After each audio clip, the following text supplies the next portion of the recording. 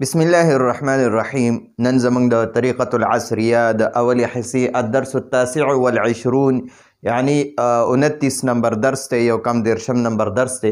په نن درس کې به مونږ مکالمه وایو. دې درس کې مونږ 2 سبقونه ویلي دي او نن درس کې انشاءالله مونږ مکالمه وایو. یو استاذه ده، یوه شاګرده ده، یعنی یوه معلمه ده، عالمه ده، عالمه ښځه، او یوې شاګرده جینۍ ده، طالب علمه ده. نو تاغي دوانو خپلو کې خبرې دي. دا معلمه ورته حکم کوي یا ته تپوس کوي، شاګرد د هغې جواب ورکوي. معلمه استازې ته وایي، استازه چې کومه زنانه استازه وي، ښځه استازه وي، هغې ته معلمه وایي، معلمتن استازه. نو استازه ورته وایي ما تلکه بیدکې، ما تلکه څه دي، بیدکې ستا لاس کې، یا فاطمه ای فاطمه، ما تلک بیدک یا فاطمه ای فاطمه ستا لاس کې څه دي، ستا لاس کې څه دي، ما تلک څه دي، بیدک ستا لاس کې، یا فاطمه تو ای فاطمه، ای فاطمه ستا لاس کې څه دي. نو هغه جواب ورکوي تلمیذتن شاګرده، تلمیذه شاګرده، تلمیذه شاګرده. هذه دا شاګرده ورته وایي هذه رسالة اخي، هذه دا رسالة اخي، اخ اخون چې دی رور ته وایي، او اخي زما رور.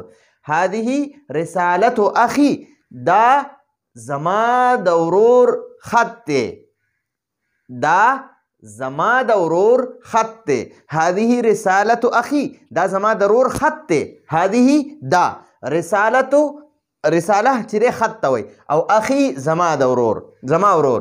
نو هذه رسالة اخي دا زما د ورور خط دی. اوس ورته استاذه وایي افتح، افتح چې دی که نه سړي ته چې حکم کې چې ته کولاو کا، نو هغه دپاره به صرف وي افتح، افتح. او ښځې دپاره پکې حکم دا دی چې د ح سره به یا ساکن ولګي. ګوره هغه به بیا داسې وي افتحی، افتحی.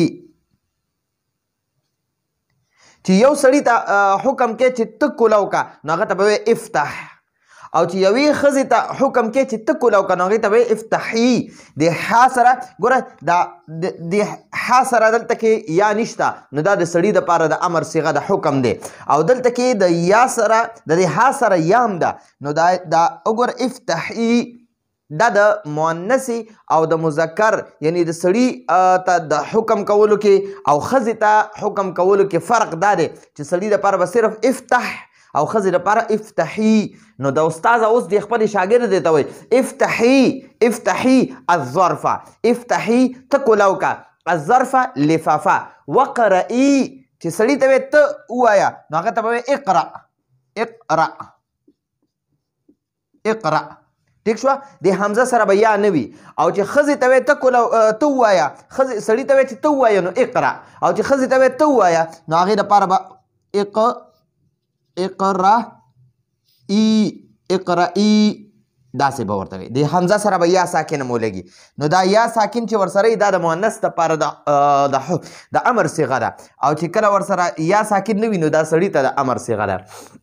نو افتحي الظرف، دا استاذه د شاګرد ته وایي افتحي الظرف، افتحي الظرف، ته لفافه کولاو کا، وقرئي، وقرئي او ته ووایه، ته اولوله، الرسالة خط، ته خط ووایه، ته خط اولوله. نو افتحي الظرف ته لفافه کولاو کا، وقرئ الرسالة او ته خط ووایه، ته لفافه کولاو کا او خط ووایه. نو هغه ورته وایي، شاګرده ورته وایي افتحو، افتحو معنی ده زه کولاوم. د امر صیغه به وایي افتح. او د امر دا د متکلم صیغه چې که نه هغه افتحو ده، افتحو د واحد متکلم صیغه ده. نو دا افتحو د سړي او د ښځې دواړو دپاره استعمالیږي. نو دا جینۍ ورته اوس وایي افتحو الظرف، افتح معنی ده زه کولاوم، الظرف لفافه، زه لفافه کولاوم. و اقرأو، او دا اقرأو چې دی که نه دا هم د امر د واحد متکلم صیغه ده. نو دا هم د سړي او د ښځې دواړو دپاره استعمالیږي. و اقرأو الرساله، واقرأ الرساله، واقرأ او زه لولم، زه وایم الرساله خط. نو دا استاد ورته وایي افتح الظرف، ته لفافه کولو کا وقرأ الرسالة او خط ووایا. نو هغه ورته وایي افتح الظرف زه لفافه کولوم واقرأ الرساله او زه خط وایم. ټیک شو جی. نو دا خو دومره پورې شو. اوس ورته استاد وایي ماذا یقول څه وایي. ماذا معنی ده څه، ماذا څه، یقول وایي اخوکی ستا ورور. چې سړي ته وایي چې ستا ورور څه وایي نو هغه ته وایي اخوکا. سړي دپاره په دې کاف باندې زبر او د ښځې دپاره د کاف باندې زیر. اخوکی. ټیک شوه، اخوکی. نو ماذا یقول څه وایي اخوکی ستا ورور. دا استاذه چې ده که نه دا خپلې شاګرد دی ته وایي ماذا یقول اخوکی ستا ورور څه وایي. هغه ورله جواب ورکوي وایي اخي زما ورور یقول وایي. اخي یقول زما ورور وایي انا بخیر زه په خیر خیریت سره یم، زه ښه یم. وادعو او زه دعا کوم لکي تاته، زه تاته دعا کوم. نو دا شاګرده د خپل استاد له جواب ورکوي. د شاګرد ته خپل رور خط لیکلی وي نو خط کې ورته د رور ویلي چې الحمدلله زه په خیر خیریت سره یم، ښه یم او ستا دپاره دعاګانې کوم، تا ته دعاګانې کوم.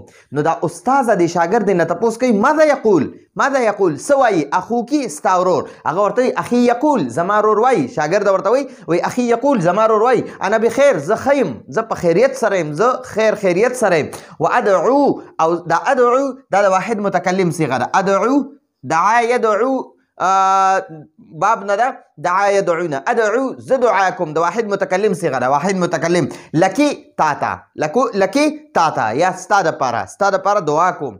وادعو او زه دعا کوم لکي تاته یا ستا دپاره. د لکي دواړه معنی کولی شي. نو موږ ساده خپل د معاشرې مطابق خبرې کوو. چېرې موږ څنګه خپل ماحول کې خبرې کوو که نه دقه شانتې خبرې به انشاءالله دلته کې مې زده کوو. وادعو او زه دعا کوم لکي تاته، زه تاته دعا کوم.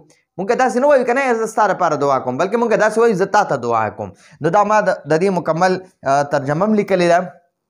تاسو د دې بورډ نه اول سکرین شاټ اخلئ. سکرین شاټ چې واخلئ نو دا ټول لیکل وکئ.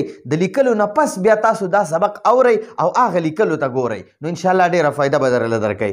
نو دا زمونږ د الدرس التاسع والعشرون نن درس نو راتلونکي درس پورې اجازت غواړو. هذا هو المرام والله اعلم بحقیقة الكلام.